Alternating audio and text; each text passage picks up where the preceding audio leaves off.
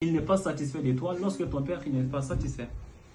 Tu dis à un enfant, fais ça. Ou soit, si ton père il te demande de faire quelque chose, il y a tante Hawa qui est peut-être à Ormobon, ou qui est peut-être à Herblay ou quelque part, va donner ça à tata Hawa. Tu es parti, tu es revenu. Après, il te dit, va donner ça à tata Binta. Et tu commences à dire, mais maman, c'est trop là. Non, maman, mais arrête, tu m'as dit moi. Non, non, non. Wallahi, lorsque elle te demande de faire ça, le va-et-vient que tu es en train de faire, c'est pas pour rien. C'est la bénédiction que tu es en train de récolter. Par exemple, quelqu'un qui est un coursier, on t'a donné une course, tu es parti t'as fait. Alhamdulillah, on t'a payé. Tu es pressé d'avoir d'autres courses. Parce que tu veux plus d'argent, tu veux accumuler plus d'argent. Et tes revenus, on te demande encore, va faire ça. Tu vas aller, parce que tu sais que lorsque tu fais des courses, tu as plus de bénéfices, tu as plus d'argent, tu as plus de revenus. Wallahi, les revenus d'Allah, les récompenses d'Allah est meilleur que tout ce que vous possédez. L'argent est éphémère. Mais ce qui est plus bénéfique, Wallahi, c'est ce qu'on va récolter en faisant, n'est-ce pas, ce que maman veut et en faisant ce que papa il veut. Donc, mes petites sœurs et mes petits frères, peut-être mes enfants, Wallahi, je vous conseille, ainsi que ma propre personne, de profiter de vos parents. Il faut les écouter. Avant qu'on va lire le passage de Surat al-Luqman, je vais vous parler un peu de Luqman.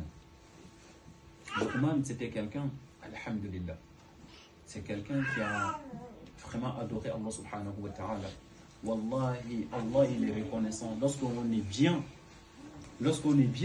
Allah il ne va pas périr, n'est-ce pas, la récompense des bienfaisants.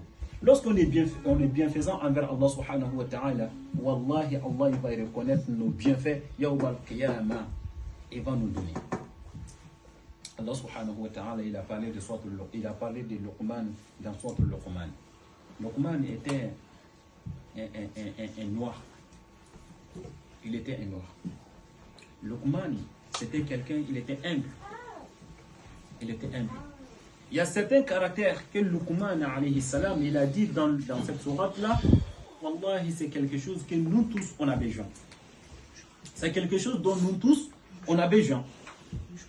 Aujourd'hui, on ne s'en fait pas d'orgueil, l'arrogance, l'art de parler, pour ne pas blesser ma mère. Savoir parler, l'art de parler pour ne pas blesser mon père. Pour ne pas blesser l'interlocuteur, la personne qui t'écoute, pour ne pas lui blesser, la blesser en fait, cette personne. Mais aujourd'hui, si nous on parle, c'est seulement on blesse. Parce qu'on ne sait pas parler avec maman. On ne sait pas parler. Maman, elle a peur de toi. Wallahi, si tu sens que ta mère, elle a peur de te parler, Wallahi, ce n'est pas un bon signe.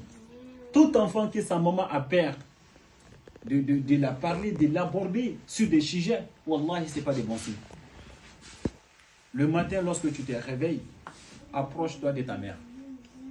Tu toques la porte, tu ne viens pas, tu rentres comme ça, non. Tu te mets devant sa porte, tu vas essayer de toquer la porte. Si elle te dit rentre, tu rentres. Ce n'est pas seulement chez maman, c'est chez tout le monde. Lorsque vous partez, vous sonnez à la porte. Lorsque vous montez devant la porte, même si la porte elle est ouverte, ne rentrez pas chez les gens comme ça. Vous toquez. Si on vient, on vous ouvre, on dit rentrez, rentrez. C'est la bonne manière. Donc va toquer devant maman.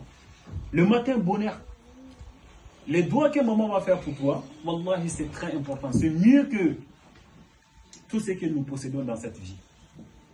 Parce que comme j'ai dit, la bénédiction, ça ne s'achète pas. Wallahi, ça s'achète. Et la bénédiction, les enfants bénis, le monde aujourd'hui dans lequel nous vivons. Je vais vous poser une question. Il y a un livre que j'ai lu. L'auteur de ce livre, il a dit, tu sais que tu vis dans un monde qui t'entoure et qui agit sur toi. Tu le connais, peut-être mais pas assez. Tu vas essayer de nous expliquer ça. Nous vivons dans un monde qui nous entoure et qui agit sur nous. Nous les connaissons, peut-être mais pas assez. Ça veut dire quoi? Il veut dire quoi ici? Ah, très bien. Ça veut dire que l'influence, l'impact du milieu dans lequel nous vivons, c'est-à-dire il y a toujours un impact du milieu dans lequel nous vivons. Ça veut dire quoi? Il veut te donner, toi, interlocuteur, toi qui lis son livre, il veut te dire que tu fais attention. Tu vis dans un monde où il y a des milliers, il y a des fréquentations, il y a des gens dans lesquels tu vis. Fais attention. Parmi ces gens, tu connais quelques-uns. À l'école, tes potes, tes camarades de classe, peut-être quelques-uns, tu les connais, mais peut-être pas assez, c'est-à-dire pas tout le monde. Et à l'école, tout le monde n'a pas le même comportement. Ton camarade de classe ou ta camarade de classe, un jour, tu t'es rendu chez elle et tu as vu comment elle parle à sa mère. Toi, tu dis, ben c'est ça la vie, moi je ne savais pas que c'était comme ça. Donc du coup, on peut parler comme ça à sa mère, c'est pas grave. Hein? Toi aussi, tu arrives à la maison et tu commences à parler comme ça à ta mère. Pourquoi? Parce que tu as vu quelque chose à ta camarade de classe et qui n'était pas une bonne réputation, ce n'était pas un bon comportement. Mais pour toi, c'est ça la vie en fait. Et à partir de ça, tu as trouvé un enseignement de lui que tu devais te méfier. Donc, nos potes, nos camarades, n'est-ce pas? D'ailleurs, à l'école, partout où on va partir, il faut que nous mettions dans notre tête qu'on est musulman d'abord. On doit avoir des bons comportements. Quelqu'un qui n'a pas le bon comportement ne peut pas s'auto-appeler musulman. On ne peut pas se dire musulman si réellement on n'a pas le bon comportement. Et ces bons comportements, comme j'ai dit tout à l'heure, c'est avec Allah, d'adorer Allah seul. Et après, avec les parents, avec l'entourage. Toute personne, si on te dit ça, c'est une tata, n'est-ce pas, un tonton, un oncle, n'est-ce pas, papa, maman, les âgés, c'est-à-dire toutes les personnes qui sont plus âgées que toi, tu le dois de respect. Pour montrer l'image que ton père t'a donnée. Ton père, il t'a éduqué, il te parle, alhamdulillah. Mais seulement c'est toi qui n'écoutes pas ton père. Mais tu dois écouter ton père. Parce qu'il ne va jamais te mettre sur le mauvais chemin. Ton père, il t'aime trop. Ta mère, elle t'aime trop. Comme dans votre Luqman, les souffrances que maman a fait, l'accouchement, la grossesse, tout ce qui suivit. Wallahi, c'est pas facile. Et après, des longues années, elle prend son sein, elle te donne, elle t'allaite. Pendant 2 ans, tu nourrissais. Maman, elle te nourrissait, n'est-ce pas, avec son lait. Vous savez, le lait d'où ça sort? Ça sort entre la chair et ça sort des lames en fait. Parce que c'est une partie très sensible. Mais maman, elle t'a donné, n'est-ce pas, son sein, afin que toi, même si elle est en train de sentir, n'est-ce pas, la difficulté de l'allaitement, mais elle t'allaite. Parce que c'est mon enfant, alhamdulillah. La nuit, lorsque tu te réveilles, lorsque tu étais bébé, peut-être t'as ton petit frère ou ta petite soeur qui est encore bébé. Tu vois comment elle pleure la nuit. Lorsque l'enfant commence à pleurer, maman, elle n'est plus à l'aise. Elle s'élève avec toi, elle te fait dormir. Elle veut faire tout pour que toi, tu sois à l'aise. À l'entrée, c'est-à-dire avant l'entrée des classes, on va acheter tout. Même s'il n'y a pas l'argent, on va faire tout pour acheter. Même si on va aller prêter, même si on va faire quoi que ce soit, on va aller acheter quand même parce que mon enfant, il va aller à l'école. Je veux voir mon enfant heureux. Je ne veux pas voir mon enfant triste. Je veux qu'il soit heureux. Je veux qu'elle soit heureuse. Et ce sacrifice que maman a fait, c'est comme ça nous disons merci à maman. Non. Ce n'est pas la bonne manière de dire merci à maman. De dire merci à maman, c'est de dire maman, on est là. Wallahi, la souffrance que tu as subi, on est là aujourd'hui, maman, pour toi. Quel qu'en soit, wallahi, on va faire tout pour que tu sois heureuse. Donc, on va lire le passage de Sourate Luqman. Et il y a certains comportements, Inch'Allah, que nous avons. Luqman, il a dit ça à son fils. que nous tous, on va profiter, Inch'Allah. Cher Tafadal, Inch'Allah.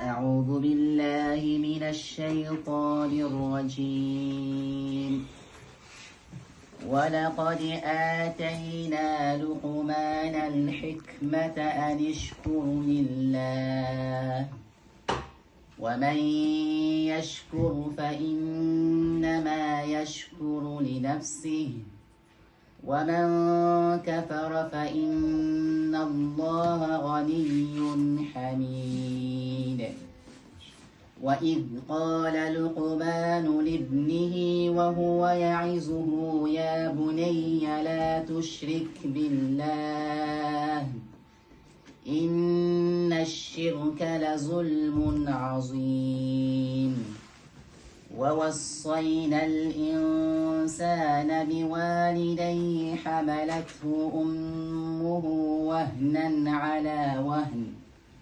وفصاله في عامين أن اشكر لي ولوالديك إلي المصير وإن جاهداك على أن تشرك بي ما ليس لك به علم فلا تطعهما وصاحبهما في الدنيا معروفا واتبع سبيل من أناب إلي ثم إلي مرجعكم فأنبئكم بما كنتم تعملون يا بني إنها إن تك مثقال حبة من خردل فتكن في صخرة أو في السماوات أو في الأرض يأت بها الله إن الله لطيف خبير يا بني أقم الصلاة وأمر بالمعروف وانه عن المنكر واصبر على ما أصابك إن ذلك من عزم الأمور ولا تصعر خدك للناس ولا تمش في الأرض مرحا إن الله لا يحب كل مختال فخور واقصد في مشيك واغضض من صوتك إن أنكر الأصوات لصوت الحمير. Masha'Allah. Donc c'est ces passages, tout est dit en fait. Pour avoir le salut, c'est-à-dire la réussite de Yom al-Qiyamah, tout est là. Nous devons apprendre Suratul Luqman, ou soit le conseil que Luqman alayhi salam a donné à son enfant. Les parents, nous devons connaître, n'est-ce pas, ses conseils. Il a commencé, il a dit, Allah subhanahu wa ta'ala, il a dit, وَلَقَدْ عَيْتَيْنَا لُقْمَانَ الْحِكْمَةِ. C'est Allah même qui a donné la sagesse à Luqman, alayhi salam. Donc il a dit, nous avons certes donné à Luqman la sagesse, qu'il soit anishkuruli, qu'il soit reconnaissant envers Allah subhanahu wa ta'ala. Être reconnaissant envers Allah, c'est lorsque Allah t'a donné la santé, c'est de dépenser cette santé, n'est-ce pas, dans le sentier d'Allah. Lorsque Allah t'a donné des facultés mentales, c'est de travailler ces facultés mentales en apprenant le Coran. On va à l'école, alhamdulillah, nous tous on est partis à l'école, alhamdulillah. Mais cela ne nous a pas empêché d'apprendre ce que Allah subhanahu wa ta'ala, parce que c'est ce qui est le meilleur. L'école, oui, on va à l'école, après on est diplômé, masha'Allah. Tout ça c'est des choses de cette vie. L'école qu'on a appris et tout, wallahi, dans la tombe, on ne va pas nous demander des diplômes, on ne va pas nous demander. Ce qu'on va nous demander, c'est ça, c'est le Coran. Donc, attachez vos ceintures. Attachez vos ceintures. Prenez vos courages à deux mains. Allez-y à la recherche, n'est-ce pas, du savoir. Cherchez la sagesse. On ne peut pas avoir la sagesse lorsqu'on n'a pas la connaissance. Donc, cherchez la connaissance. Donc, Allah subhanahu wa ta'ala, il a dit, وَمَنْ كَفَرَ. Celui qui va me croire à Allah subhanahu wa ta'ala, celui qui va détourner le dos, Wallahi inna Allah subhanahu wa ta'ala, ghaniyyun hamid. Allah subhanahu wa ta'ala, il n'a pas besoin de qui que ce soit. Allah n'a pas besoin de qui que ce soit. Si toi tu adores Allah qui est pour toi. Et si tu ne veux pas adorer Allah, là tu le fais à toi. Donc Allah subhanahu wa ta'ala, il a dit, lorsque vous ne reconnaissez pas, n'est-ce pas, d'Allah subhanahu wa ta'ala, chassez que vous serez le plus perdant yawm al-qiyamah. Il qala Luqman li ibnihi wa huwa ya'iduhu ya bunayya la tushriku billah. La première des choses, ou soit le premier conseil que Luqman a donné à son fils, c'est d'adorer seul Allah. De ne pas donner aucun associé à Allah subhanahu wa ta'ala. Il faut adorer Allah seul. Lorsque tu pries, comme j'ai dit, tu pries pour Allah. On est là, il y a quelqu'un qui est là, il y a quelqu'un qui te surveille ou pas, Allah il est là. C'est que je ne vais pas faire à la maison, d'ailleurs, je vais aller le faire, je ne le fais pas parce qu'Allah il est avec moi. Donc c'est ce que Luqman il a dit à son fils. Il a dit, inna shirka, chasser que l'association, adorer quelque chose, plus Allah, tel que si on est en train de prier. Papa il est là, masha'Allah, il nous regarde, on fait bien la prière. Elle est parfaite. Yani, tu le fais bien correctement parce que papa il est là, il nous regarde. Mais lorsque tu te retrouves seul dans le salon, tu pries à personne, même pas une minute t'as fini. C'est pas ça.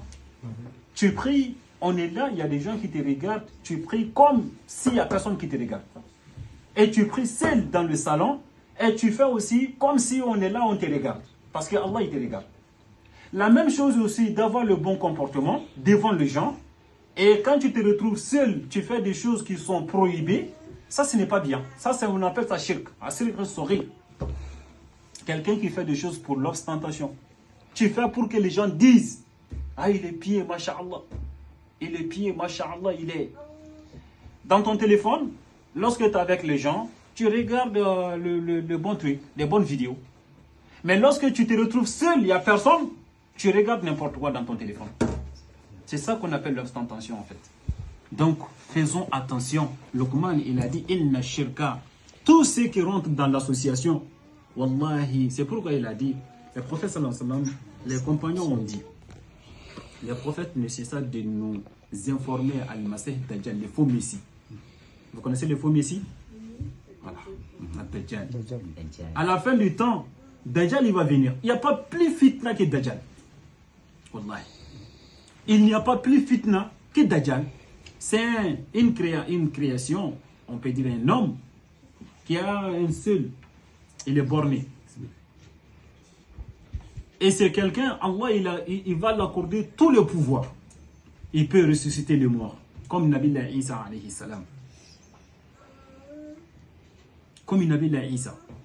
Nabi Isa alayhi salam, il va descendre aussi. Et c'est lui qui va mettre fin à ses jours. Lorsque Allah subhanahu wa ta'ala il a dit وَإِذْ قَالَ الْمَلَائِكَةُ يَا مَرْيَمُ إِنَّ اللَّهَ يُبَشِّرُكِ بِكَلْمَةٍ مِّنْهُ اسْمُهُ الْمَسِيحُ عِيسَى بْنُ مَرْيَمَ وَجِيهًا فِي الدُّنْيَا وَإِنَّهُ فِي الْآخِرَةِ لَمِنَ الصَّالِحِينَ.